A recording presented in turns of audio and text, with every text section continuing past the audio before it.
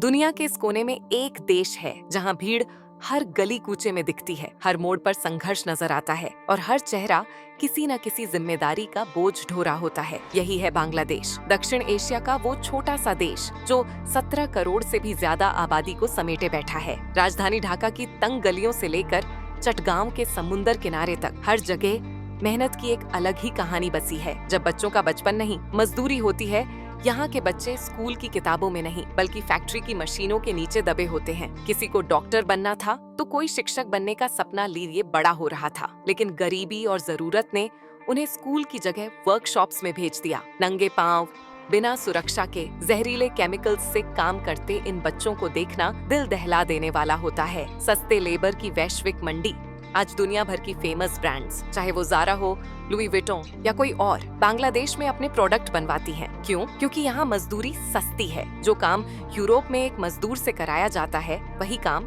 यहाँ 10 लोग मिलकर करते हैं, 1/3 कीमत में। नतीजा ये है कि ब्रांड्स मुनाफा कमा रही हैं और बांग्लादेशी कामगार जिंदगी के लिए जद्दोजहद। फैशन की कीमत, जिंदगी सोचिए, जो ब्रांड्स हम बड़े शौक से पहनते हैं, वो कपड़े किसने बनाए? शायद वही बच्चे जिनकी उम्र खेलने की है, शायद वही आदमी जो दिन भर धुएं में सांस लेता है, जिसकी उंगलियां हर दिन केमिकल्स में डूबती हैं। ये मजदूर हर महीने मुश्किल से $100 कमा पाते हैं, और वो भी 10-10 घंटे की शिफ्ट में। ढाका, जहाँ हर कदम पर भीड़ है, ढाका जो दुनिया के सबसे भीड़ भाड़ वाले शहरों में से एक है, वहाँ सड़क पर चलना भी एक जंग जैसा लगता है। ट्रैफिक, हॉर्न, भीड़ और प्रदूषण से भरी हुई ये राजधानी लगभग 23 मिलियन लोगों का घर है। यहाँ का एयर क्वालिटी इंडेक्स दुनिया में सबसे खराब में से एक है। लोग सांस लेते हुए भी डरते हैं क्योंकि हर सांस में जहर घुला है। फैक्ट्रियों से नदियों तक फैलता जहर, बुद्धि गंगा नदी जो कभी ढाका की जान हुआ करती थी, आज कूड़े और केमिकल्स से भरी हुई है। जहर से भरा पानी, त्वचा की बीमारियां, फेफड़ों की तकलीफ और पेट की समस्याएं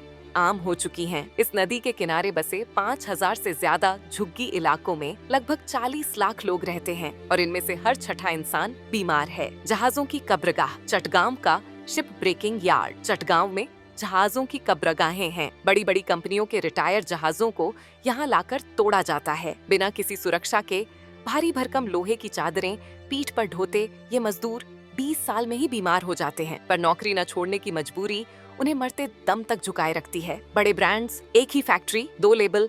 एक ही फैक्ट्री में एक मंजिल पर अमेरिकन ईगल के कपड़े बनते हैं तो दूसरी मंजिल पर लोकल ब्रांड्स के लिए कपड़ा वही, डिजाइन वही, फर्क बस नाम और लोगो का है। जब हम एक ब्रांड को महंगे दामों में खरीदते हैं तो असल में हम क्वालिटी नहीं, नाम खरीद रहे होते हैं। खाना, रहन सहन और संघर्ष। बांग्लादेश में रहना कोई आसान काम नहीं है। यहाँ का खाना तीखा और मसालेदार होता है, खास तौर पर बिरयानी, लेकिन सफाई की स्थिति अक्सर चिंताजनक होती है। लोग बिना दस्तानों के खाना परोसते हैं और खुद भी हाथ से खाते हैं। वहाँ की संस्कृति को समझना जरूरी है, वरना आपके पेट के लिए वो एक बड़ा झटका हो सकता है। बदलाव की उम्मीद। बांग्लादेश एक ऐसा देश है जो हर दिन संघर्ष कर रहा है, जिंदा रहने के लिए, आगे बढ़ने के लिए और दुनिया के नक्शे में एक मुकाम हासिल करने के लिए। हाँ, ये सच है कि आज वहाँ सस्ती लेबर के नाम पर शोषण हो रहा है, लेकिन ये भी सच है कि कुछ लोग बदलाव के लिए काम कर रहे हैं। आप भी किसी बच्चे को स्पॉन्सर करके उसकी पढ़ाई का खर्च उठाकर बदलाव ला सकते हैं। आखिरी बात,